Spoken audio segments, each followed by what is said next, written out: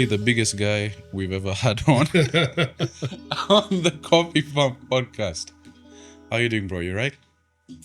I'm great, man. Fantastic.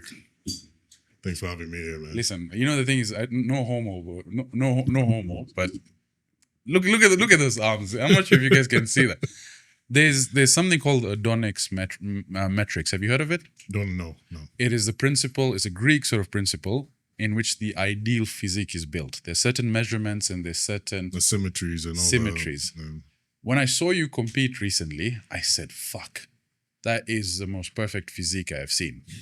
And listen, you can call me whatever you want in bodybuilding. Listen, men admire other men. In fact, I think most of the guys in your DMs are men's. Bro, how do I get these biceps? Like 90% is male. Exactly. You think you're doing it for 90% the is male. women, but then the men will be the ones who are like, Yeah, if bro, you're doing it for the women, this is the wrong sport. this is the wrong sport. Yeah. But I will say, I think when I saw you compete in classic physique, Iqbal is the one who he's like one of our core anchors. He said this guy's going to win.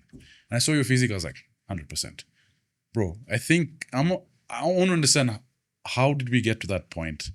How did Guya physique? Was there a certain person you were working with to achieve that symmetry?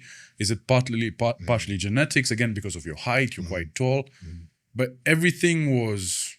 If you tell me what does the perfect male physique look like, when I picture Superman as my ideal guy, right? Because as kids, you grow up to the superheroes. That's the ideal body. I'd say you're very close to that. Superhero physique. Yeah, I mean, what goes behind it? I mean, of course, genetics does play a part. I won't lie. I don't want to pat myself in the back and say, "Oh, I'm the best genetic, I'm God's favorite," and no. But genetics plays a good part of it. Yeah. But the work that goes behind it. Also, the work goes behind it is good, but longevity is also a game. Is also one of the game changers. You know, I've been active ever since I was a kid. You know what I mean? Right. Then you get into sports when you're in high school. Then you get into in uni, you're doing sports as well. And What sports were you playing in uni? I'm playing basketball, and I got to spend time in away from in England, and I played American football as well there. So okay. that was something. And also when you're there, you also put in the gym quite hard. So coming back here, I stayed into the fitness thing. I just stayed in shape. One day you decide, let me do a bodybuilding competition. And you just take it from there. I think the year that things changed for me. So around 2018, that's when I started focusing more on bodybuilding. Right. From 2018, did my first competition. 2019, I improved a lot. 2020, COVID happened. 2021, I improved a lot again. And 2021, what happened there, I got a coach, I got a coach who is very invested in me, and basically a team of people. It's called Psycho on Instagram. Check him out. He really guided my physique now in a different way. We were not just training to train; we're training for the stage. Right. So when you said training differently now, is it focusing on more muscles compared to the other? You're training on balance. Right. So sometimes I work on a muscle. Yeah. Then if it overpowers the next muscle, I leave it alone. I start focusing on the other muscle. So you're more aware of exactly. So he look at my teardrop and say, "We're not working on teardrop anymore. We're working on the sweep." He look at my arms and say, "The tricep is getting overpowering the shoulder, so we need to focus on the shoulder, focus on the delts, on the rear delt more." Yeah. So that's where I say in 2021, that's when it was a game changer for me. 2022, I just kept on growing. Last year, just kept on growing. This year, I got to display a physique that... And what a fucking physique, man. Jesus Christ, bro. Like, seriously. When I saw that, I was like, fuck, we have jamas like this in Kenya. Like, honestly, a compliment, huge props to you. I know the amount of effort it takes in. And there's always this on the back, there's always going to be some guy saying steroids, Of course. But I think what I realize is whether you take the stack or not, you still have to get up in the fucking morning to get it. Like, listen, if most people think that gear, steroids is the answer, bro, it's not.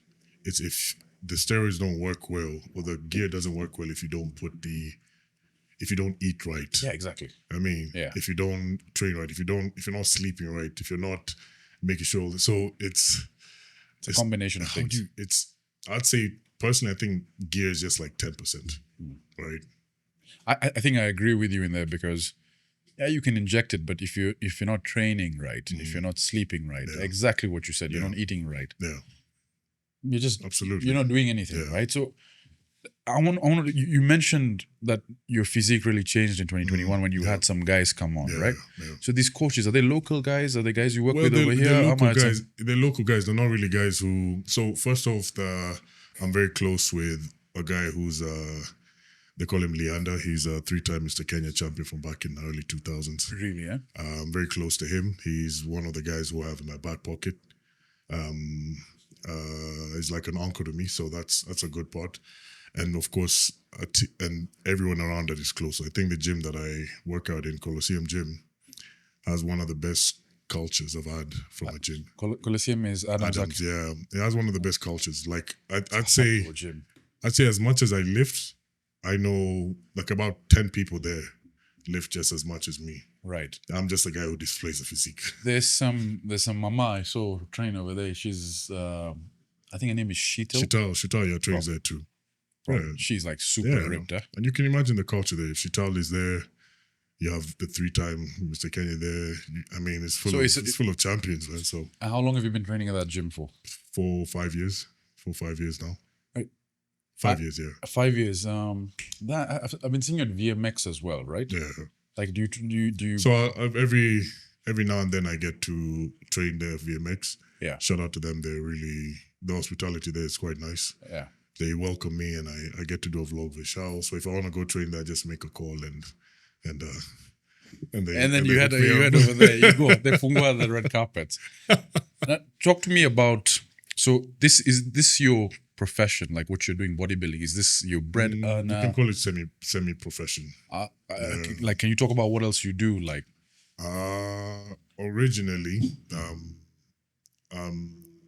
we're in family business. We mostly deal with construction, right?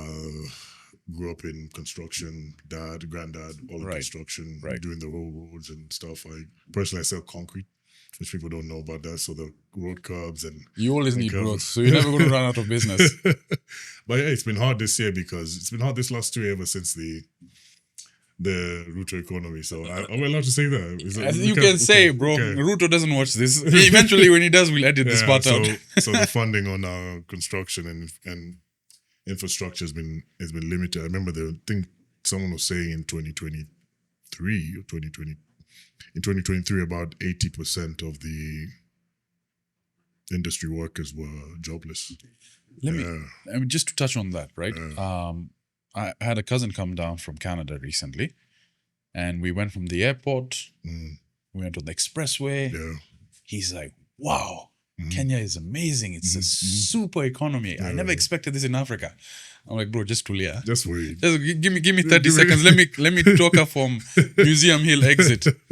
We came off the Museum Hill exit. We hit a pothole, and he saw the roads, and he's like, "What the hell? What the hell just happened?" It's like a different economy turn level. Yeah. And I'm not sure if you've noticed, but Westlands, well, not even just Westlands. Forget Westlands. Most areas in Nairobi, the roads are just becoming withered away. Horrible. Yeah. Right? I mean, so what are the... Even a place that you expect roads to be nice, like Kilimani, it's become horrible. And I saw a horror show the other day. Kilimani next to CJ's, there's the behind road where the petrol station is. It's quite rough because there's a lot of buildings coming up. Now, so I'm driving and I'm heading to CJ's. This border guy comes and there's literally a hole in the middle of the road. The guy hits it and flips. I'm like, what the hell, man? Christ.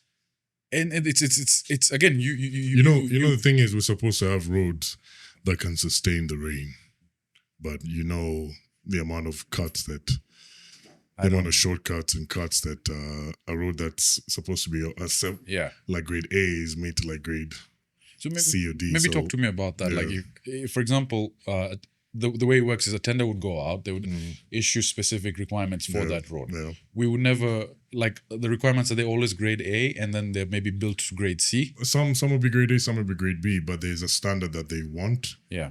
And then, well, I don't know how much I'm allowed to say, but because Well, things happen, and then Things it goes from happen. grade A to B to C. well, let me not say us, but what I know in every Bro, any you're going to be very look. when every time a tender comes out, there's so many people that you have to get kickbacks to, And I think So- that's the biggest issue we have Yeah. is personally, and I know we're going off on a tangent, but what I realized is if you look at the economy right now, okay, so I work in tech and previous presidents, the way it would work is the government says, all right, we want to head into a digital ecosystem and these are the points where we want to head. Private sector facilitate, all right? And so then private tenders would come out and so on and so forth. And it's a known fact. It's not something that it's new, is watu wanakula. But then things were done, all right? Things were completed. Public sector gets what they want. Private sector gets what they want. Members in between who have ulterior agendas get what they want. Projects are completed. What I'm seeing right now is public sector says we want to head to this direction. Private sector is all right. What do we need to do? Public sector is like, well, we have our own private entities that we're going to use to do this. So everyone is left hanging, but the projects don't get done.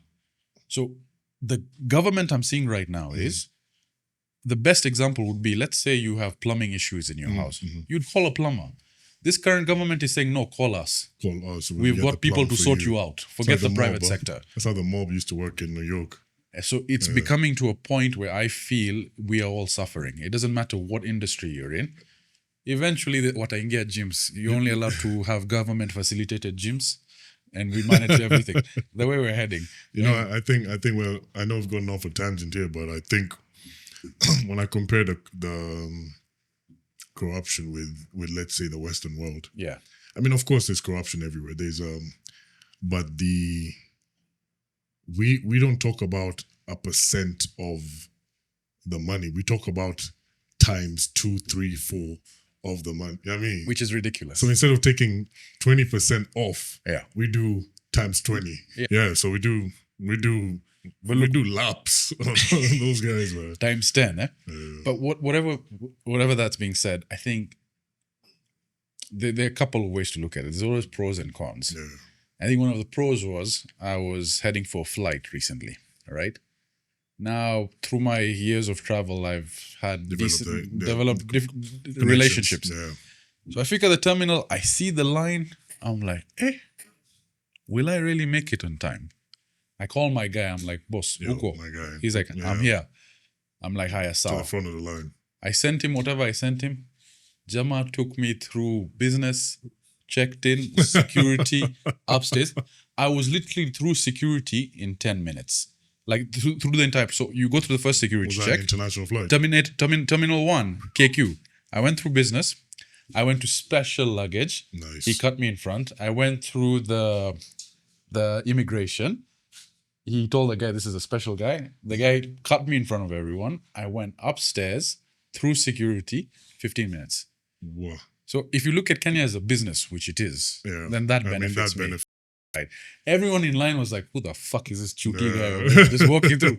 But hey, so, you know, the thing is, I guess in every situation, there are losers and winners. Of course. So if this is the way the government is going to be, we just have to pick which side we want to Yeah, deal I with, mean, but I think we've leaned over too much to one side. Yeah, I mean, corruption happens everywhere, but we've leaned over to a point where the government can't even pay for the corruption that happened. I mean, this is a Ministry of Health, Ministry of Finances. We'll sort this shit out. Let's go. For the next election. Yeah. So, bro, we went off on a complete tangent. I heard that. Anyway, but that's what I do on the side. That's what I do for family, other than bodybuilding. And bodybuilding is like semi-pro. Yeah. There's the business of bodybuilding is what I'm trying to get into. And but is there money to be made, bro? Because look, I come from this perspective, right? The different verticals within it. There's personal trainers work incredibly hard, right? There's a lot of, I'd say there's a lot of opportunity there because the knowledge gaps and people are learning. And any Kenyan trainers have really elevated themselves. I mean, I'm surprised at the quality of trainers that we're getting out here. So very, very impressive. But you're limited by time. Of course. Because what happens is you can't train 100 people in a day. So the money you're earning is very limited. Very limited to the time you have. Then you have people now who've transitioned to doing that, but as well now is doing online coaching. That's what I right? do. So I guess that's where now the true money is, because you're not limited by time, right? Yeah. You can make money there. I understand that. The third vertical I see is through sponsorships and through social media. Is there a chance, like, because now you're in the limelight? I saw Protein Kenya sponsored you. You're in the limelight. You've won all these competitions. Is there, let's say, if you weren't doing the construction stuff, if you're purely focusing on this avenue, could you lead a healthy lifestyle? Could you lead a comfortable lifestyle? I think if you're, if you can, if time, the reason why people get into business so you can duplicate your time and you can leverage other people's efforts, other people's everything, pretty much. Online, you're using leverage, so you can do 5 clients at the same hour. Yeah, right. exactly. But if you're limited, if you're personally training everyone on an individual level, you are limited by time, and your money is you're only going to make as much money as how much time you have. Correct. Right. So, but online, the good thing is that I can have 10 clients and I could be done with them in Monday, Tuesday. Right. Damn. Right. And I set the program for them. I just look at what I need to change, what I need to shift. They send me their details. They send me their profiles. Yeah. And then I readjust their diet. I readjust their program. And for the next 2 weeks, we're running again. So do they do like weekly check-ins with you as well? Weekly check-in, sometimes 2 weeks. Okay. I mean, a weekly check-in could go for 30 minutes tops. Yeah. 15 minutes tops. So, I mean, how many? 10 times 15, what's that? 2 hours, 30 minutes of time you're spending a week. Or maybe maybe 5 hours a week on now just check-ins. You're good. Yeah, that's insane, right? You have so much more time than to do other things. Because I'm doing construction, I'm doing all this. I can't personally train people. Okay. Yeah. It makes sense in that scale. So with the element of social media and generating revenue through sponsorships and just getting your name out there, is that now at a scale where, if we compare to, if you remember Christian Guzman and the Gymshark sponsors, and all those guys, how they made their name there, is that at the level we are at? Kenya, you mean? Yeah, Kenya. I think it's starting to grow. You're starting to see a lot of, like yesterday I was doing a vlog with somebody, and a lot of people are trying to get the amount of vlogs there. The internet is pretty much reached a point where it's saturated, right? Sorry, where it's met its market price. Yes. So back in the day, if you were a Gymshark sponsor, Gymshark was pretty much an influencer marketing. It's so cheap. True. Now it's caught up to what the actual price of influencer marketing is. Yes. So if you so that's why I'm not sure. Even in Kenya, I think it's caught up, but I'm not sure if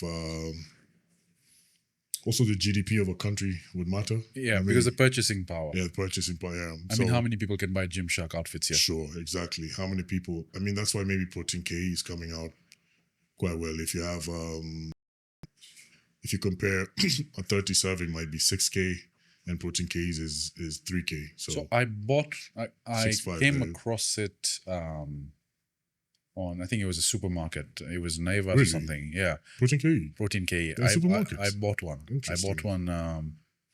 Should have got online and used my code.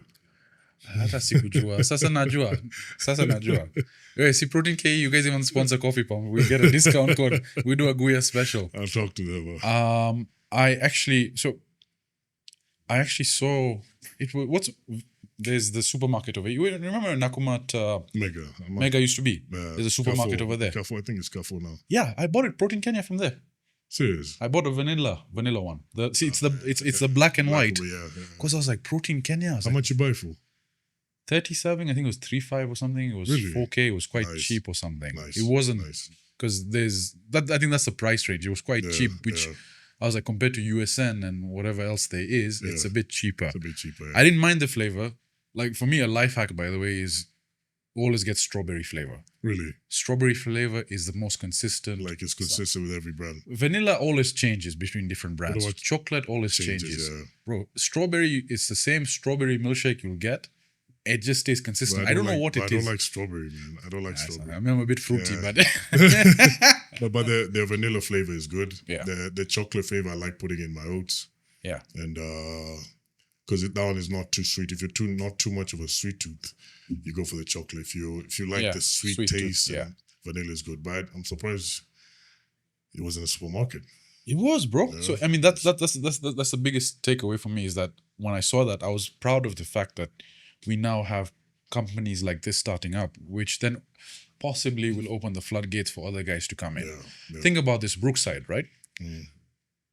Biggest manufacturer of milk and distributor. They could start a protein company easily. Because whey protein is a waste. Yeah. Where's all that waste going? Yeah. Where are they selling it to? Why don't they just open up an extension of that to do health products? Yeah.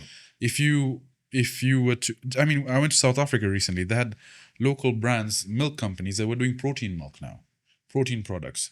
It's just part of the culture, and it's not hard for us to do that. But then maybe that conversation leads to manufacturing costs are so high, and this and that. And then we'll go off on a different tangent. Then your corruption is there as well. It all leads back to that, bro. Yeah. Sasa, Guya, I want to, because I don't think you've ever talked about this, but talk to me about your early days. You grew up in Nairobi, schooling and all. Which school? Like, were you based? Because I'm a Saints guy, and lucky, like I think the weird thing is every other guy I bring into the podcast, I connect with, turns out to be from Saint.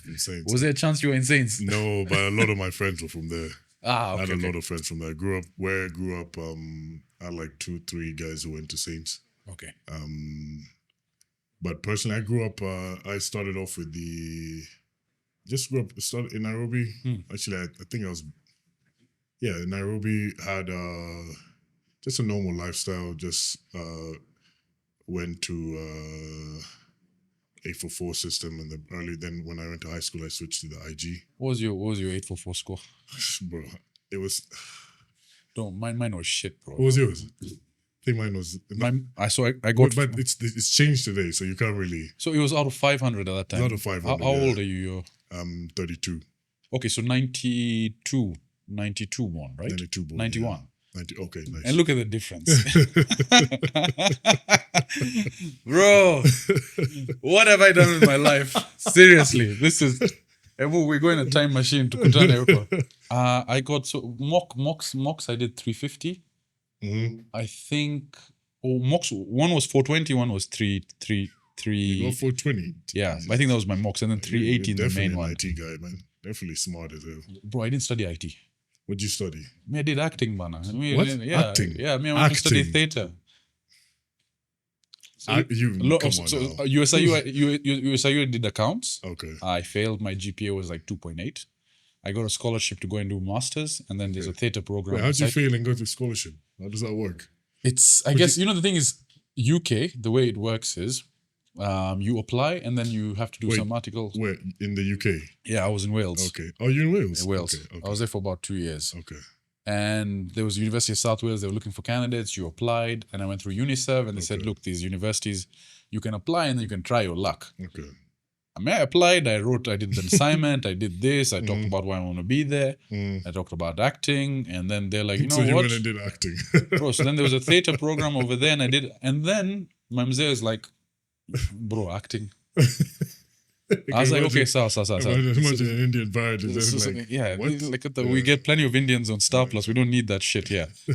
So Mzee was like, okay, just justify it and do something. So then I did a master's. But then it wasn't an exam-based, it was a research-based master's. So 2 years. Okay. And when I came back, Mzee was like, Sasa, what's next? Yeah. So then just through meetings, I ended up meeting a guy who was like, what do you want to do? I'm like, listen, I just need money because I'm broke. He's like, come train. And 8 years later, I'm in tech. Nice. In the same company. Nice, so that's how it sort of came. That's nice. That's nice. So, that's nice. I had a different... Ujaniambia score ya KCP. So, hey, KCP.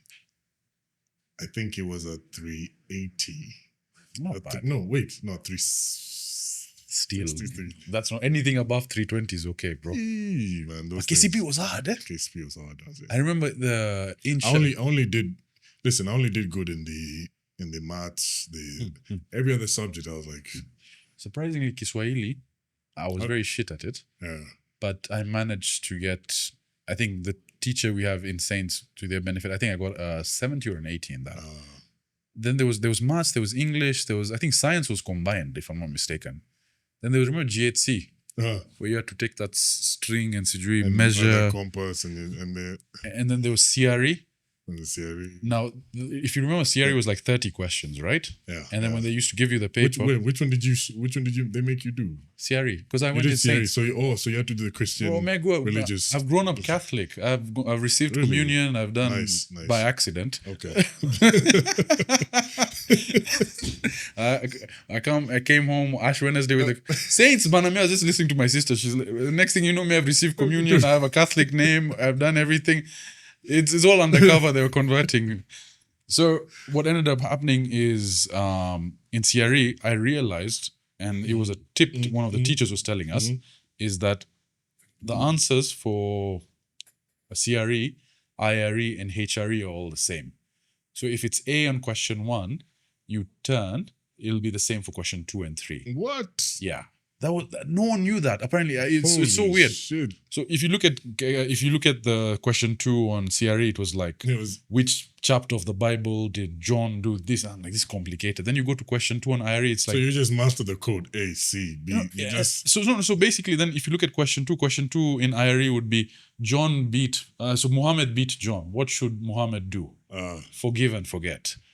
Complain, get in anger. So obviously it's forgive and forget. So if the answer is A, you go back, the answer is A. Because always they be were right. the same exam. They were the same time, I think I remember, yeah? Yes. Because Syrian, is it HCG or? It was Hindu religion education, Islamic religious education, and Catholic Christianity. No. I think CRE was not an exam on its own. Or if I'm It was part of GHC, if I'm not mistaken. GHC, And it was the last 30 pages. The last 30 questions. Yeah. And all of them were similar. Yeah. So, if you get stuck on one, you just go look on the others. And growing up Muslim, they would ask stuff about Islam. So if I ever got stuck on a CRE question, which was my main one, I just go look at the question in IRE. If I could answer it, I knew what the answer would be. So that was I'm sure Islam and Christianity were not too far off on the. I think the difference, to be honest, is like a thread. That's how the difference between Islam and we believe that Jesus Christ is a prophet. He is basically, we believe whatever happened on the cross, he was ascended to heaven. You believe in everything, you just don't believe he's the son of exactly. He's God. And I'd say it's a very difference. But everything else. And the 4 wives part too. You believe in 4 wives? Bro, we're going off. That smile. Maybe we talk about 4 wives as well. Niambie, 4 wives, yes or no? It's not for everyone, just for a few men. Yeah.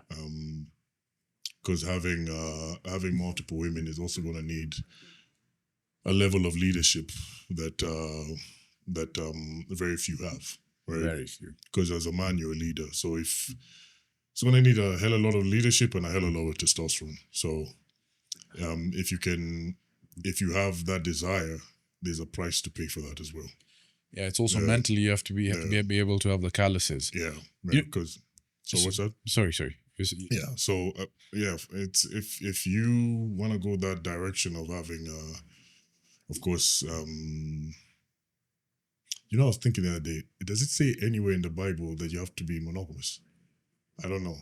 Maybe someone could correct me there. So I can speak. I know in Islam, and it gets associated with having 4 wives, is the norm. Like you've heard that. Everyone's heard of that. You know where that stemmed from? From people who went to war. The guys who went to correct. Their wives had to come. You see, what happened is back then women didn't have the same empowerment they do now, right? If unfortunately someone loses their partner, they have the ability to work and be the self-earner. Yeah. Back in those day and ages, women were... your brother's wife even became your wife. Correct, because they were basically cordoned off to their house. Now, in order to sustain a living and make it halal, they would say, okay, this person lost their wives and they've got kids. So in order to take care of them in a halal way, in an Islamic way, you make them yours, and they become your responsibility, right? Because then they would not have anything to earn, and so the contributions becomes everything under the eye of God in a clean and slate, in an open manner. I think what's changed now culturally is people like, oh yeah, 4 wives. So then they take sort of that acceptance. So there's a responsibility to it. That's what I'd say. I think Ultimately. maybe most people forget the responsibility side to it. That's why you have to have a hard leadership. That's why it's not for every man. For every I man. mean, because even think about it like this: women are the ones who choose. We pick, they choose. Yes. And if you can't have 4 wives and women haven't chosen you, I mean, but if you get to a level where women choose you and look it up, because I hate to say it, but if you look at just how things are, seems like women don't mind sharing a guy who is high value enough. That is not wrong. Yeah, I mean, they can say they don't want, but I'll look at actions. I won't look at what they. I know some incredibly wealthy men. Yeah. Who. It's very known that they're very promiscuous, and even to their wives, but they turn a blind eye. Yeah. So what the fuck you're gonna say? And the thing is, people think they can get away with that. Not everyone can get away with that. Yeah, you have to sort of be a stature. You have to have. I think first of all, money plays a huge factor into it. It does. You have to be in that position where security has to be one of the aspects that they look at. When dating multiple mamas is expensive. It's very expensive. In Nairobi, bro. Yeah. You can't just meet 4 mamas who all want to go KFC. I'm chukwe Max Fries. You don't have that shit. Sankara. No, you can't just do it. Bro, there's that restaurant in Sankara, Graze. I had gone on a date over there. I think the bill was like 28K. And I wasn't even full. It's like, bitch, what you order, man? What did she order? Wait, 28K. By the way, I have another story about Sankara. So anyway, it was steak. So there was like a platter of steaks. Wait, at least tell me you knew this woman for a while. Because I'm not taking no random babe to a Sankara just for. Like I've got to know you a bit. I've got to know that you're. I'd say we were talking for on and off. Talking, you're going to for 12 months. It was my mistake. Anyway, the thing is, you learn the thing because it was her recommendation. Yeah, I'm like the first time now, bitch. Right Max Fries one day. Now, my boy, I'm not gonna say, but anyway, I'm thinking, should I say this story? Go ahead. I saw. So he met a mama off Bumble. Break the internet. He met a mama off Bumble, all right? Yeah. Now, I like Bumble because the thing is, if the mama matches with you, she has to message first. So you're not wasting time. Yeah. She's interested. Yeah. Tinder, it's like swipe it's just for an ego thing. Yeah. So he matches with a dime of a mama Mzungu. Really nice. She's over here. She's been in Kenya for quite a while. So she tells him, let's meet up for a drink. And again, I'm reiterating from what he's told me. I'm like, sour. So he calls me up and he's like, yo, want to see this babe? Sankara, these are pictures. What do you think? Like, so after it, go after it, Maverick, man. Go and get that stuff. And they're just meeting for drinks, right? So the rooftop bar at the top. He fikas, he sees her, he sends a message. He's like, bro, she looks exactly like the pictures. I'm like, good on you, man. You've had a tough year. Go get it. Word up. So I don't hear from him from 1 hour, 1.5 hours. 2 hours, 3 hours, next day, nothing. Yeah. A week passes by, he hasn't told me anything. I'm like, bro, what the hell? Jesus. So I call him up. I'm like, yo, what happened with the mama? It's like, I don't want to talk about it. Like, tell me what happened. He cuts the phone on me. So I literally go to his house. I'm like, are you okay, man? What happened? So the guy basically ended up saying, They met, they got along, the night was young, they were being very handsy with each other. Sorry, I think that... Go ahead. They're being very handsy with each other. So they've ordered a couple of drinks. He's having his gin and tonic. Her, she's having the wine. She's gone through a bottle. Nice. And she's like, let's go back to my place. And then he's like, sawa, let me get the bill. Waiter comes, he's not even look at the waiter. He funguas the bill, he's maintaining eye contact, he looks at it, then he goes back, he's like, what the hell? 85,000 bob. The wine bottle she ordered was fucking 80,000 bob. The gin and tonics he had was 5K. Mind you, this is a guy who earns less than 100K a month at a time. And he fucking yeah, panicked, yeah, bro. And I think she noticed that reaction. And then he's asking the waiter, easy, Biliango. This is not mine. He started arguing with the waiter over there. So you can imagine the girl's reaction. And basically, he ended up dropping her home. He's just thinking about the money, and I think she could tell. That was a big turn off. She just gave him a kiss, and then she never messaged him again. I mean, first of all, like, I mean, that's a red flag if a woman is already doing that. Yeah, but the thing is, in Nairobi, we have places like that where you can just blow that kind of cash. Yeah, I mean, can you blow that kind of cash and if you have the resources and stuff like that? Yeah, sure, go ahead and blow that kind of cash, but. If you're trying to impress someone, if you wanna have, I don't know about you, but I like having women who are into me, right? Yeah. So a woman who's into you is not going to be very specific about going to Sankara and order something. She's also going to be very cautious about what she orders. Well, mind you, there are women that do that. They're women. They're very pretty women that get unsuspecting men, take them to expensive places, promise them and lure them with the hopes of sex, and then end up just basically taking all their money. So I mean. Has that ever happened to you? No, of course not. Okay, well, fortunately for me. Yeah. Wait, has that ever happened to me? Well, no, not. Well, maybe as a toy. As a toy, maybe when like Guya, 1K, the biceps, 2K, when 1K, 2K above what I wanted it to go. I was like, bitch. Were you those guys that I remember I used to use my mom's phone to text mamas? Hey babe, I miss you. No, I didn't do that. Please don't text back. This is my mom's phone. I was like 16 when I first got my phone, so I was using my mom's whatever. No, but you see, the thing is, if you, for you to get finesse like that, I mean, I tell dudes, man, just try to increase your level or increase your, they call it your sexual market value to a point where the woman is the one who is, you can suggest simple places, right? And if she does like you enough, it's not even about her getting something out of you. It's her trying to get you under her umbrella. Agreed. Right. Agreed. So I think the mistake people make is men, as you said, right? Umbrella, Women choose, right? What was the expression you just used? Women were the ones who choose. So women will choose how they'll choose. They'll hang around that guy who they want to be with, and men will pick. True. Yeah. So ultimately, the dynamics of that relationship always lie with the women. Yeah. We are sort of on the back end, but as your value increases, what happens is that the dynamics slowly shift. Switches. What will happen is, I think men make the mistake, and I've seen this countless times, and I've been guilty of it as well, right? And I've learned the hard way. Is you chase women, right? Sending them messages, being this, hey babe, do this, just being very soft on them.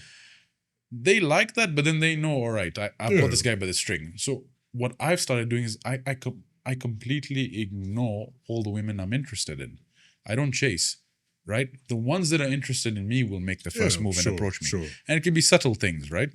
It's, again, guys, if a mama likes your story once, don't go and ask her to propose to you, please. You have to be obvious. But if the mama is engaging, if she's messaging, if she's liking, if she's taking interest, okay, this is good. That's where you have a higher chance of success. Exactly. Versus now going after something that's not even showed you. If you have skill, and maybe you have the good looks and you have some status, it can work. You can get. But you can get most away. guys don't have this, right? Yes. So, I mean, that's why I say try and improve your market value. Yeah. Right. Usually, if you just work on yourself, in the podcast for Liftcast, I mentioned muscles, money, game frame. Right? Yes, I like that. It's just if you get your muscles up, you'll automatically get your looks up. You already have like a good physique is good status, right? A good physique already gives you like some sort of status. Women will notice that. Get your money up. Of course, now you're financially stable. Women like security and like to get secure. Game, improve your social skills, learn how to talk to females, learn how to approach, learn how to have some social cues. True. You know what I mean? And frame, have a life that people want to get into. I like that. Right? So if you do that as a guy, at least you have a much less chance of being finessed by females. I appreciate that. That's actually solid advice. And you fuckers that go and comment on girls' videos, babe, you look so hot today. Man, stop it. You're commenting, and then Guya is waking her in the back. In reality, Stop that shit. Have you seen guys that do that? Have you seen guys that do that? Yeah. Hey, babe, you're looking so nice. Oh my god, man. Why do men do that? Don't do that. Yo, listen, if you're going to slide, let me say this. If you're going to slide into a woman's DM, slide and be very direct to what you want. If you're gonna slide and be very direct. Yeah. I mean, don't be creepy, but just be very direct. Say, hey, you're cute. I mean, saw this profile and just wanted to say hi. And the truth is, the worst thing she can do is reject you. Yeah. Then move on, man. Good. You develop calluses. If she's not into you, she's not into you. Don't send the 100%. mama like 10 different DMs after that. Don't do it, man. Bro. Don't do it. So circling back now to growing up in Nairobi, bro. Yeah. So you then went from IGCSE, and then what did you study in uni? In uni, I studied civil engineering. Okay, so All similar the way to what you're masters, doing. Yeah. Were you in UK as well? I was in the UK. Which university did you end up going I to? went to Coventry University. Bro, I was supposed to go to Coventry. You're supposed to go to Coventry. It was between University of South Wales and Coventry. Really? I swear to God. And then Wales was slightly cheaper. Wales was cheaper. Cheaper. It's in the middle of bumfuck nowhere, man. Like, you know, and there were two things. Coventry, I had a lot of relatives around, and I was like, nah, I don't want that, man. If I go to UK, I want to be alone. You don't want to be. So then when I saw Wales, I searched it up. It just reminded me of hills, cool air, cliffs. Nice. I was like, and the city was called Pontypridd. Mhm. And as you go further along, deeper into Wales, they just start adding more names that, in fact, you have a city that's like 150 letters in name. It's like weird. Okay. So I was 100 letters. bro, it's weird. There's like blah, blah, blah, blah, something like that. And you're like, okay, that's home. That's It's just more syllables and more syllables. So the second I got to Wales, first of all, the cold hit me. Mm, And I had a brief moment of panic. yeah. And I was like, this is home. This is really This is home. okay. And I had the best 2 years of my life over there. And when it wasn't partying, it was very regimented life. Okay. And I think at that time was when I was working, I was doing toilet cleaning, I was studying, I was just very focused, very alone. But it was again by design. I needed to just escape. Focus and escape and not be a little something different. And, Yeah. You know what I mean? Talk to me about Coventry. Talk to me about Coventry uni was, life there. Coventry was interesting. It wasn't my first option. I'll be honest about that. What was the first option? My first option was Loughborough. Loughborough as well. Yeah, there are a Because lot of Kenyans in it was Loughborough. a sports university, and I wanted Yes, to, University of Loughborough. Yes. So I wanted to go there and continue on to sports, saying and learn more about sports. Yeah. And then I mean, Coventry was good. They had a good. They later on developed a good varsity program. Team. Yeah. Okay. So I got to be in the varsity program. We had a different gym, so it's good because I was playing basketball at the time. I took basketball quite seriously in my early Right. from my high school all the way to university. Were you built like? Did you have the physique? Like at least if It's someone a looked height. at you, they'll be like, you lift. Like Yeah, someone could tell I lift. Yeah. But that time you're more like a fit guy. You're not really a. Do you have a picture of you in uni? You can send me. Sure. I work over here. Okay, I don't know. My Facebook account got cut, the first one. So Really? so I'm on a different Facebook Okay. account. But if I find If you find a picture just from something you, else, just like in days, yeah, what up? we will put it up here. I wasn't too bad off because I was training too in the gym. By the way, quite comment religiously. when this guy saw you and he made a comment to me. He's like, "Dude, who the fuck is this guy, man?" I think you scared him. But Coventry had a good 4 years there. Played basketball. Basketball was quite tough the first 3 years. On the last year, I enjoyed it. I did my whole engineering. And thing you're there. playing competitively. Like It was Division 1 basketball in the college. Division aspect, 1 is not bad, Yeah. So it wasn't. I mean, it's not that. It's not America Division 1. but still. But some of the people who played in the University Division 1 also Yeah. played in the English Basketball League. Right. Yeah, so it was competitive to Fair a good enough. degree. Okay. Yeah. Okay. So you're lifting weights. You're sort of training to the point where for athleticism, not Yeah, for at that not. time I was training for athleticism. So. Yeah, for speed, power, agility. So now you graduate. Were you planning on staying there? No, graduate, come back here. The plan was to come back here and of Yeah. course continue Yeah. The whole family Business. business and stuff. So then when I'm here, of course you're doing that. You're learning about the company. It's kind of different when you're learning from family because it's slow. I feel like Well, working for family is because I feel like I should have gone elsewhere and worked and then come back. and then come back because I'll have developed some. There'll have been a bit more pressure and I've had like more good habits. So, but other than that, on the side, I was just from the fitness perspective, you're thinking, what's next? So I just stayed in shape. Eventually, I found basketball a bit more. You weren't lifting now for physique when you came back. You weren't bodybuilding like professionally. But now, now you start because when you're not lifting for a sport, and you're not lifting for if you're not lifting for now a sport for performance. Now you start lifting for the look. I mean, because now whilst I don't need to run. Yes. I don't need to do 10 seconds on a 100 meter. Yes. I don't need to have a 40-inch vertical now. I could just now look like I can have a 40-inch vertical at least, and just maybe you can lift to be strong. That was maybe the one. Okay. Yeah, that was the one there. And so this, I'm assuming by the time you came back from uni, you were like 23, 24. 22. 22. Okay. 22, yeah. So then that's when you started now doubling down on the gym. 22 to 24, just started doing the whole fitness thing. From 24 to 25, started getting into bodybuilding. 26, 27 was full on. What about your nutrition during that time? Was it like, were you doing, if it fits your macros? Because I'm assuming you're playing for varsity, Division 1. Yeah. Because they're coaching you obviously on how to train as well. Yeah. Nutrition, was it just? I mean, you just avoid nutrition. You just avoid the bad stuff. That's all you do. You avoid the bad stuff. You limit how much bad stuff you can have. You try to have as much protein as possible. Yeah. And you're quite consistent once you find you're quite consistent in your meals. Yeah. Yeah. And then once you now got into bodybuilding properly, did that dynamic shift? Focus on nutrition. Now because the way you look is dependent on what you eat. So tell me about your principles of nutrition then. Like what are some key factors that you abide by to stay in shape? Sugar, keep that low. Kabisa. Sugar, keep that low. That is the killer of everything. So does that mean you don't believe in if it fits your macros? No, I don't believe in that. The best way put was this: calories will affect how you look. Yeah. Micronutrients. So no, calories will affect your weight. Yes.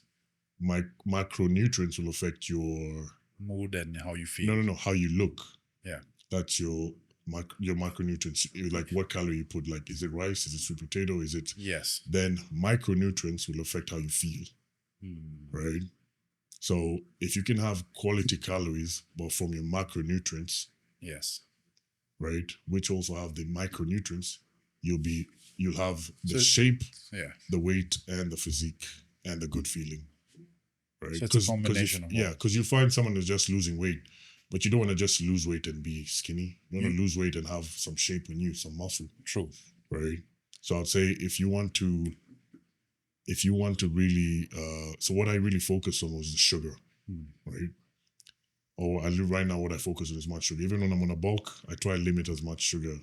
I try not to have too much sugar as I can, right? Yeah. I might have a monster every now and then, but you'll keep it clean. I keep it clean because the quality calories, I'm not going to have a cake and say I've had the same calories like a sweet potato.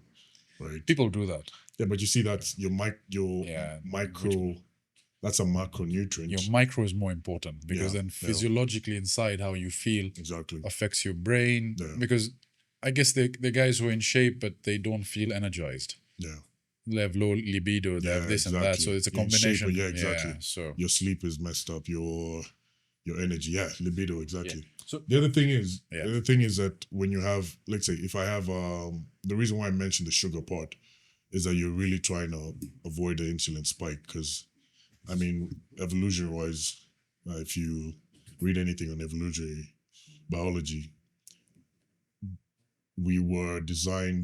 sugar is not a thing we were designed to take, right? That's why insulin will spike so high when you take sugar, and then when your insulin is high, your fat burning process stops. So you're not burning fat. Yes. So that's why cake is not good. Insulin sensitivity is another big thing. So do you measure your blood sugar levels as well? Do you take that into account? Or? I mean, I don't have that machine, but I'll know. I'll just keep the sugars low. Yes. Right? Okay. You're talking about nutrition again. I think I do agree with you that if it fits your macros is not for everyone. I think it's a good start to get people into fitness, but then as you get serious, you need to start Yeah, really I mean, considering. if you want to look, I mean, if you, I mean, you're gonna make a choice. What do you wanna have? What do you wanna look like? What struggle do you wanna? The way the result you have is correlated or proportional to the struggle that you've gone through, Yeah. right? So if you want to have that physique that you really want and you want to feel that good, you have to suffer a little bit and not take the stuff that, as I saying, if you do what is hard, life will be easy. If you do what is easy, life will be hard. I like So that. if you do what is easy and have the chocolates and stuff, you're pretty much gonna have a hard life. Fucking those terrific Tuesday motherfuckers and their Yeah. good deals. Stay the fuck away from us, man. Spoiling this. You can have that once in a while, Bro, of course. worst invention was fucking Jumia and Uber Eats and all these fucking Glovo guys. You've seen the You know what discounts I of mean? those things, bro. It just mess you Yeah, up. but I don't. For me, I don't have those apps, so I don't make them. Or you've completely, Yeah. you've just like, Like I don't open them. Like okay, I don't have them. okay, makes sense. Yeah. So I want to talk about now your competition when you Sure. started diving in. Yeah. What was that switch? And there's a question I've been asked to ask you. Were you nutty before then? Sema tu. Gashao has opened up the can of worms over here. Well, let me say I'm a. You can call me a professional bodybuilder, so that can answer that. Yeah. So But before, let me say yeah, before I started before, taking yeah. it professionally,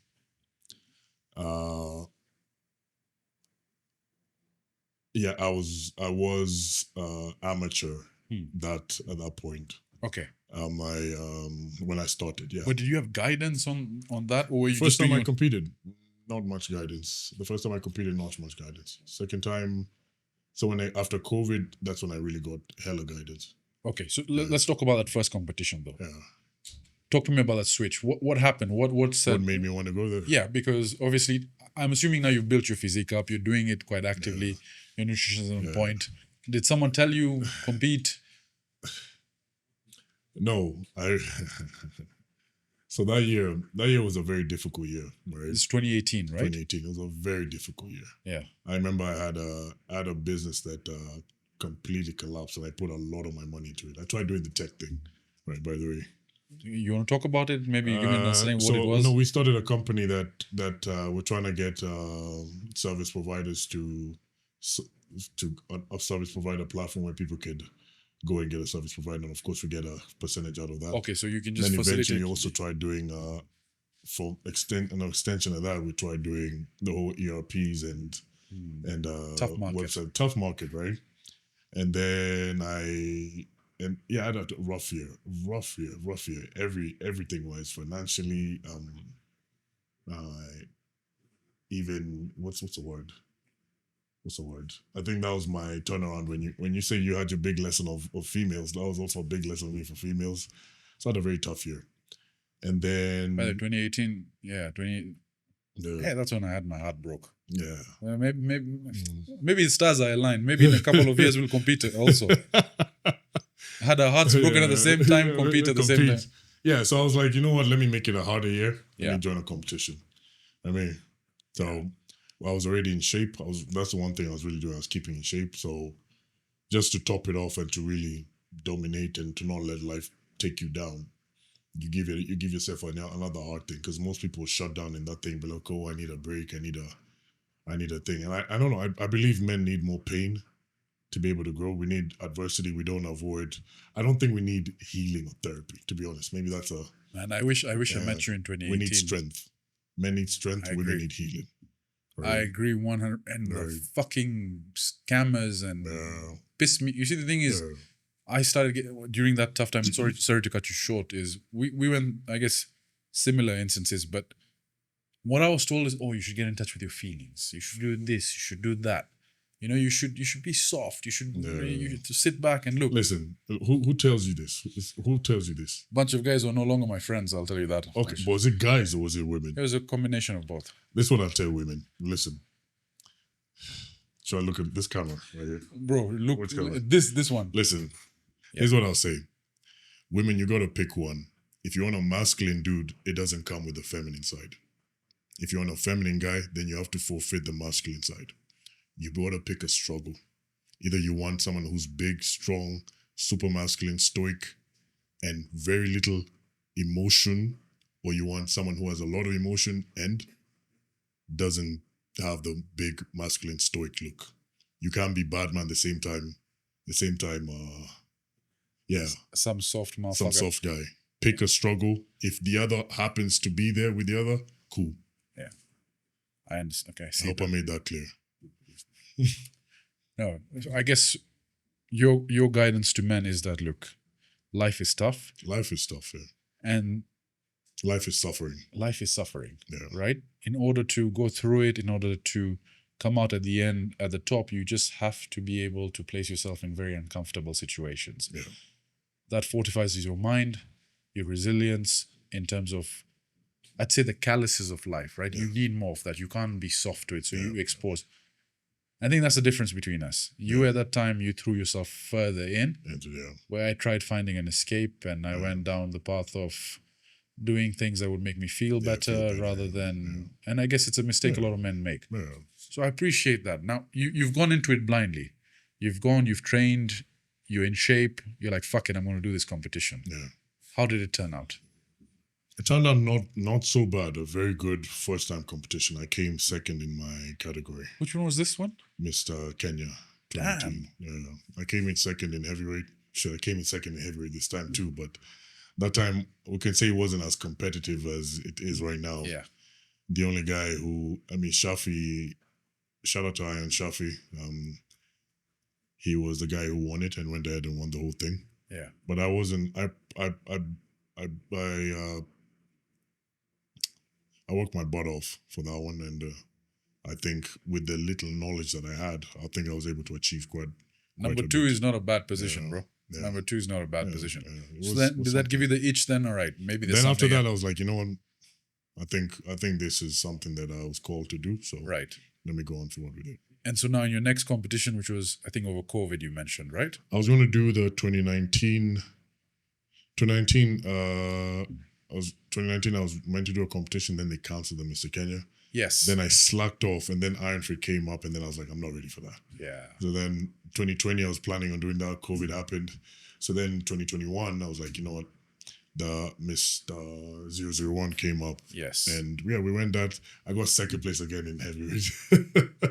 It's classic physique again, yeah? But classic physique was not there that time. Classic physique was not there. So what were you doing then? Man, I've gone second place 3 times in heavyweight. So heavyweight division. That's crazy.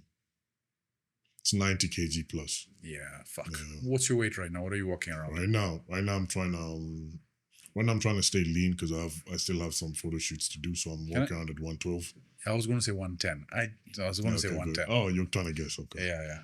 But most of the time, off season, I'm 118, 119. Yeah. So you put on quite a bit of size, I put on size. I mean, putting on size is a hard thing for me. So you were saying now, so that competition you had help, you placed second. Yeah. What was the difference in training between the first show and the second show? And nutrition, was there any difference, or is it just more? There was a difference. When I got a guidance, now I was able to train. I was able to change things as I go along. Yeah. Right. So you look at it by week by week, week by week. So you adjust. With the other one, you're just following a path. Yeah. So you might spill over one side to too much. Yes. So you might over diet. Yeah. Right. So that's the problem about just going straight and keeping. So if you have guidance, you look at they're guiding you based on what they see. So you're getting back on that track that you set.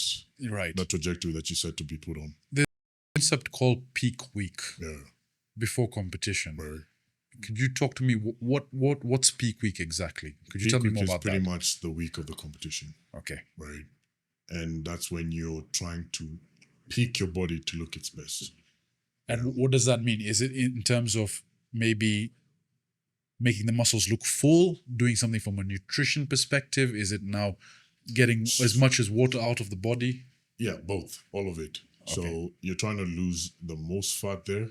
Yes. Trying to be full, trying to have the muscles be full as well, and try to look as dry as possible. Okay. So for me, it'll be a 2-day process. So I'll start it on, if competition's on Saturday, I'll start the process of trying to be full on Thursday. And what does that involve?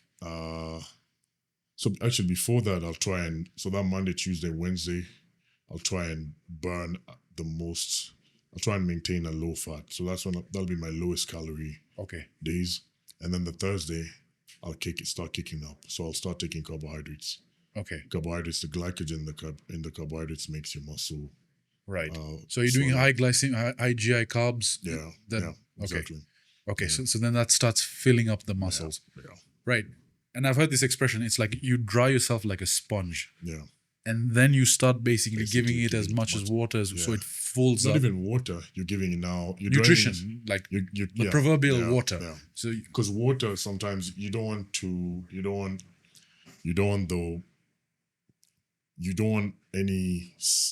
water between your muscle and skin. Yes. Right. So you want muscle to be completely expressed in skin. Yes. Right. So that every illustration of the muscle can be shown. So it can be the muscle is skin is just hugging the muscle. Hugging, it's just a cover. Yeah. Okay. Just a cover. That's pretty much the best, So that's why you don't take the water, because the water will come in between. You also had that look Sebum had when I saw your pictures, the death look. Yeah. Yeah. And how are you feeling then, just before the show day? Are you feeling... It was funny. I think it was the death that appeared on the last day. On the Friday. I think I have that picture of you as well, by the way. Yeah, tell me more while I try and pull this up. Yeah. I was on the Friday. What happened? I went to bed, and my girl. I had my girl that day who saw me. She was right. She was the one taking care of me that day, right? And she said I looked different from that night to that morning. I woke up a different person. Like my face just. It just shrunk. It just shrunk. But I mean, that time you're taking a bit of diuretics to help you. In fact, I can't find the picture number where I'll put it. It's that picture of you on stage, and your face is literally just gone inside. Yeah. So that was the latest competition, right? Yeah. Now, between 2020, that was 2021, right? 2021 and now the latest competition. Did you do anything then? No, I did not do anything then. I did not do anything then. So I took a really big off season. Okay. I was meant to do something in 2023, but yeah. It was unfortunate I didn't. But I was meant to do the MME, that same competition in 2023, but I didn't. Something happened, and we decided. Wasn't even my decision. I was advised not to do it. So we planned for this one. Yeah. Okay. Now, are you open to talking about the other side of it, the dark side? Let's do it. Perfect. Now, there are two ways I want to ask you. The two parts I want to do this, right? I want to approach it from a perspective of a guy who's looking at you and saying, all right, I want to go down this road. I want to start taking stacks. How do I approach it? And the second part is experienced professionals, right? Or people that are looking at competing in the Olympia at that level. Do you have aspirations to go that way, and how will your stack change? So maybe we could address now from a beginner perspective. Actually, even a third part is, what did you do for your stacks now for this one? So maybe we start with that. Let's start with what did you do differently for this competition? Yeah. For what I do for this competition? Yeah. So for this competition, off season or on the prep? Yeah, it's different. There's a different thing. Off season, what did you do? Off season, I was put on a stack of the tests, Dynable and Trembolone. Okay. Yeah. And so, were you working with someone locally to guide you on that? He's both. He's local, but he's not really here. Okay. And so then, like, were you doing blood tests and blood parameters? 100%. Everything. Do you have a guy that helps you out for that? My doctor as well, who's watching my health.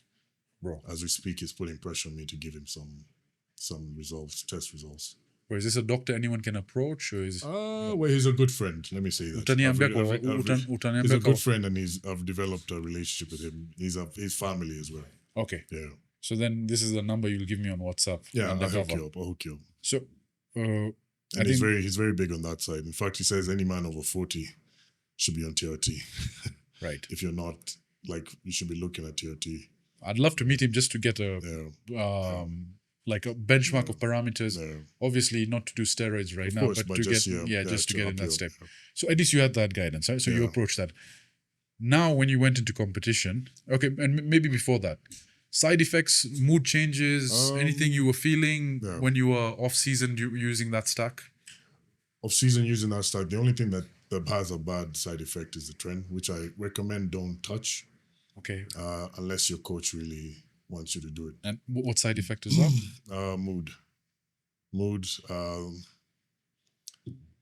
Your patience is lower, especially if you're with your females. Your patience will be lower, right? You might snap, but they're women are emotional. Sometimes whatever they do doesn't make sense, so it'll piss you off that whatever they're doing doesn't make sense. Yeah. So if that's one thing I'll say you have to learn how to manage that. 2, the debo was just lower back pains, and also from the trenbolone, the trend is the prolactin levels become high. Right? And what does that affect? Prolactin is basically, Kashao talks about takes away inches from your. So it doesn't take away inches. What it means, it makes your erections not hard. So you have to find a way to counteract. Of course, I know ways how to counteract that. Okay, a lot of Viagra. No, that was no counteract. You have to produce the hormone of prolactin. Okay, so then you would have to take a supplementation then to sort of counteract. Prolactin is the thing that makes women produce milk. Okay, right. Okay. So the problem is there's even compounds like Deca where you have a high prolactin level. If you see people who have failed erectile dysfunction, it's because of high prolactin. Okay, so then how would they go about counteracting that with? What would they use? There's a thing called cabergoline. Okay. One of them is so it really shuts on it kills the prolactin, so it stops your body from producing that prolactin, and then of course you have estrogen inhibitors, right? Aromatizing inhibitors. Okay. So sometimes testosterone turns into estrogen. Too much testosterone, that means too much estrogen, which is kind of stopping the effects of testosterone. That's insane, man. This level of detail, though, all complete under guidance and supervision. Yeah, so that's why for me, I was very hesitant going that direction. Yeah, before I went that direction, and I already had the physique too. That's why I say it's only 10%. Like I beat guys who are, I mean, not to blow my own horn, but I beat guys who are juiced to the gills. Juiced up, and I was wiping the floor with them. Yeah, I mean, yeah. Right, the only guy who in that 2021, some people say I had it end, and I was not geared up. Yeah, I mean, so the only reason I did it so because now I'm trying to go international. Right. And so, and then now when you transitioned to the season prep, when you started to cut down, what did you switch to? To my stack. From your stack, you know, my stack was actually pretty simple. Yeah, I only did 2 compounds. I only did testing, which people don't. It's very hard for people to believe. Really? Because I did most of my work in the off season. Makes sense. You didn't just save it to that 16 or 12 and also period. I wanted my body to not. When you get on some of these compounds like Tren, once you max out 12 weeks, you don't want to touch it again, right? So because now you're just messing your insides. You don't want to fry up your kidneys. So after that, from not frying up my kidneys, because I don't want to fry up my liver, my blood pressure and all these things. You get off it, I just rolled it on Winstrol and test. Did the whole prep on that, and maybe at the end I added like Anavar a little bit, minimal amounts that women use. Right? Okay, but then look at the result, man. You sort of you came in, you fucking looked amazing, bro. Thanks, man. Thanks. Now, I want to sort of, as we sort of head towards the winding part of things now, what's the future ambitions? Like, what are the plans there, man? Like, what do you want to do? I know internationally, you're competing as well. You're planning on doing some stuff. I mean, from the bodybuilding side, of course, Olympia is not just being in the Olympia, but winning Olympia. Yes. And not just winning it once, not to jinx it, or would haven't jinxed it, but winning it a few times. Right? Yeah. Is it possible? Yes. Is it probable? I want to find out the probability of me doing that. I think, Yeah. to be honest, bro, you've got the look for sure. And I think the main thing is even the height, Yeah. right? The frame, the structure, it's all there. But in order for you to get from here to there, what are the steps you need to take? Is there any way you're going to compete right now to get So I was meant to do the last two shows that happened in Europe. The last two big shows were Romania Yes. and Prague, Elvis Prague. I was meant to do those two shows. Yes. The judge who was in one of the judges who was in MME, Mr. East Africa, was really, I got his attention and he really wanted to push me to that direction. And he was like, "Hey, come to Romania right now. I really need you there. I think you can get the pro card like this." He was like, really, he even sent me the pictures of the guys who are doing that. I'm like, "Bro, you would have had this." Wow.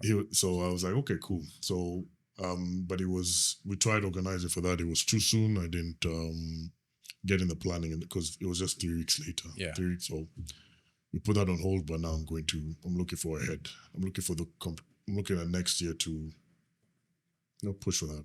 No, I think then obviously, I think from a branding perspective as well, that exposure internationally Yeah. will just change significantly for you. Yeah. One of the other things I had was you're training now, just focusing for those competitions. Is it just going to stay the same? Are you going to do anything differently? Maybe just talking about your current split. Like, what are you doing right now? Right now, Yeah. or when I was close to show, when I was competing for the show. Close to. Is there a difference between off season and on season? Slightly. Cardio Slightly. changes, I'm assuming. Slightly. So the cardio is a lot more. Yeah. So now you go stop 40-minute cardios almost every day, at least 5 days a week. Yeah. Your diet, of course, changes. Your training. You start focusing your training on your things that you want to bring out more. Yeah. Right. I wanted to bring out my outer sweep a bit more. Outer sweep is of my quad. Of the quad, yeah. So I focus more on that. I wanted to bring out my what was it? Yeah, my hamstring a lot more. So I focus on my hamstring a lot more, which was very hard for the outer. Yeah. So for the outer sweep and the hamstring, what specific exercises were you doing? So, well, that's so maybe this is a tip I can give the guys. For the outer sweep, one trick I use when I do the leg extension, the machine for leg extension, I point my toes towards. Yeah. Okay. Right. So then your face. You really feel it on the outside. And then I get 30 reps, 25 reps, 25 reps, 20 reps. And that just actually that's because normally people are sort of going straight like that. So that would then okay, I see that. And then then I wanted to bring out my inner thigh. Yeah. So I did a lot of sumo squats. Right. Sumo squats are very wide. Smith sumo squats. And Okay. Yeah. So then I was supersetting the leg extension with lunges. Yeah. So my thing was to try and create as much pump and cell swelling on that area. It fucking worked, bro. It fucking worked, bro. By the way, now I have some fan questions. Sure, go ahead. This is one that cracked me up. Let's do it. What did his wife/girlfriend say the first time she saw him pose in a bodybuilding thong? She came into most women come. She came into my life when I was already doing that. Okay. So she knew. So she knew what she was getting into. Yeah. Because that thing, if you pull it out in front of your parents who don't know. I mean, most women will come into my life knowing that. So is there a name for that thing? Posing trunks. Posing. Okay, so it's not a thong. Posing trunks. It's not a thong. You kidding me? They pick it out for me, man. I'm like, I think you should wear this one. And she actually does the order and stuff like that. So that's good. So the other question is, how does Guya balance being a husband/boyfriend with bodybuilding recovery and roid rage? That's a good question. I meditate every morning. That's one thing that I do. I like a good meditation, a good learn to breathe. So you got to be very self-conscious of how you feel. You know, you got to mentally detox. Yeah, you got to know when something is happening to you. You don't just let it happen to you. You actually stop and be like, what am I feeling right now? I'm actually feeling this. Like, why am I feeling this? Because this is happening. let's say like you're having a hard financial year, right? And you know that anxiety feeling, like you're like, why am I feeling the anxiety feeling? Yeah. It's because my finances are kind of mess. Just to sit back and then sort of do a roadmap or a breadcrumb trail of why you're feeling a certain way. Yeah, I think most of us don't do that. they don't do that. Do you have religion with you? Do you have God? Do you believe? I have God. I'm trying to get closer to God with religion. I'm studying both Christianity and Islam. But I'm trying to say Islam is making more. Bro, if you have any questions about Islam, happy to help. I'm reading the Quran a little bit. I'm not the best example of a Muslim, but then I know people who can coach and guide. So if you ever need anything of that, I have a bit of guidance on that. So I'm trying to, but either that or Eastern Orthodox Christianity. That's looking. I think wherever you find sukoon, sukoon is like inner peace. Inner peace, yeah. Because ultimately that's what we're all trying to go after. Yeah. And if you have that inner peace, then you realize some things just really don't matter. Yeah. And whatever you find that sense of peace in, I think, wherever you find that, I'd love for you to be an Islam fraternity brother. That would be good. But what I can appreciate about Islam, I think why I'm drawn to it so much is that one, the respect. Like we respect Muslims more than and two, we fear them. Right? There's an element of respect and fear. They almost go hand in hand. Yeah. Number two, the brotherhood is insane. It is. The brotherhood is insane. It's nothing like I felt. Yeah. The thing is, I'm not felt because I grew up in a Catholic school. Yeah. And I'm Muslim, so I could see the stark differences. Is when you're a Muslim and you join the Muslim fraternity, I think, and I'm sure each religion has the support, but in Islam, they're a bit more vocal about it. There's a very interesting. And I feel like it's a warrior's religion. It's like I don't know. It's not too mushy and all. Yeah. Like not feeling spots. It's you also need an aspect of discipline with Islam. That's why I appreciate it so much. Yeah, it's discipline, and in fact, one of the imams quoted is like, look, you think lifting 200 plus kilos makes you a strong man? Like, no. Waking up 4 a.m. to pray, that's what makes you a strong man. And so it's I guess in the subtleties of the religion, there are elements that will genuinely improve your health, your physical health, that is, your mental health. And I think when you have a combination of those two fluxes, you're unstoppable, right? Yeah. And sometimes it gives you that purpose. Yeah. So that's why, because they preach out. I think the religion which preaches out more discipline and less prosperity. Yeah. For me, it seems more. I'm not trying to shit on any religion, but the reason why Islam was is making a lot more. I'm attracted to it. I'm drawn to it more. It's just the discipline aspect, the brotherhood, and the respect. I appreciate even the modesty in the women. I can appreciate that. 100%, bro. Yeah. Also, I've realized the men. Maybe that's why I'm drawn to it more. The men are more masculine. Like, don't get me wrong. Each religion has their perks and pros. But there are good and bad examples from all religions. All sides, yeah. I think ultimately it's, and I envy you because it's something that I think when you feel it, it'll be like a tap opening at the top of your head and something just cooling. That sensation, I can't get it because I was born into this. Okay. I think when you feel that with that religion, whatever that may be for you, you'll know you're on the right path. Okay. It's just like a tap opening and everything else doesn't matter. You'll know that. A couple more fan questions as we wind things down. Let's do it. If Guya wasn't a bodybuilder, what do you think his career path would look like? I know we've talked about you in construction, but if you didn't have this part of your personality, if this was not you. Doing? Yeah. That's a good question. Bodybuilding is more like a hobby that turned into something serious, right? Yeah. The other hobbies I do, which I think I mentioned to you earlier, is I don't like saying it to many people, but I coach motocross, right? I coach kids. Yes. So I was fortunate enough for when I was maybe a little older to have affluent parents who, at least my father, who I think that time things clicked for him and he was able to at least afford that side of the. So my brother became. Shout out to him. He's actually.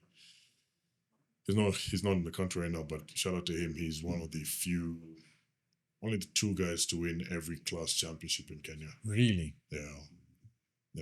So and then we, of course, from that, growing up in that sport, you develop the knowledge, and I think I even know more of it than bodybuilding, to be honest. So you ride frequently? I don't ride still. I stopped riding because, of course, it's a dangerous thing.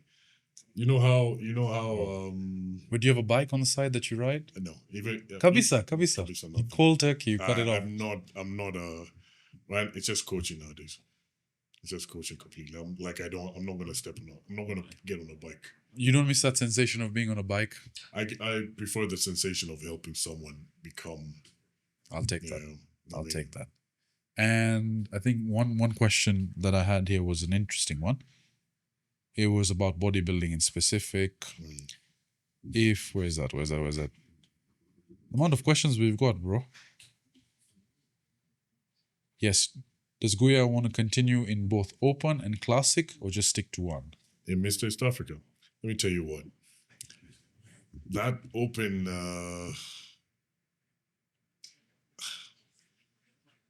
In classic physique, I knew I had a very good chance of winning that, right? A very, very good chance. Let me not say I was going to sweep it, but I had a very good chance of winning that. Open, that's where the respect is. Yeah. That's where the respect is. And I wanted that respect of winning both categories. Of course, the judges are not it's going to be very hard for them to give you Yeah, two. exactly. They'll be like, oh, bro, we're already giving you classics, so we're not going to give you that one. But it was to make a statement. It was to make a statement. If I can show up very dominant in my physique, that they have no choice but to give me both. That'd be one hell of a tick. Yeah. In there, I think you made a statement, though, for sure. I think next year people will you have a target painted on you, basically. Yeah. But look, brother, I think we've talked about everything from. It's just been a very varied conversation. I love this type of conversation. Maybe next time we get you on a gaming side, when we bring you to the gaming side. I used to game. I stopped gaming a long time ago, man. Don't shut it out. Trust me, I'm telling you, there's some elements of some games. Yeah. Genuinely, they as a masculine figure as well. They'll really help put things into perspective. Do you watch movies? I do. Yeah. I'd say games, like think about the most impactful movie you've had, but now in a game you're actually experiencing it firsthand in a way because you're controlling the narrative. I think games are beyond now fucking Fruit Ninja and all that shit. Very mature, very powerful narrative-driven experiences. Okay. I can recommend a few for you if you're going down the lane. And during your downtime now, when you're meditating, is the best way to escape. Oh, appreciate that, man. I appreciate you coming on the podcast, brother. I guarantee this is going to be the first of many conversations we're going to have. Because you're someone I definitely want to get back on. Oh, man, and then thanks for having me. We're also trying to do this like coffee pump vlogs on the side for training and this and so. Maybe we even do like a gym one. Oh, you're more than welcome, man. I'll be happy to do it. Whatever day, any day, you just let me know. I appreciate it, my brother. Thank you so much. Thank you. It's good having you on. Cheers, man. Guys, this has been Coffee Pump. We'll catch you in the next episode.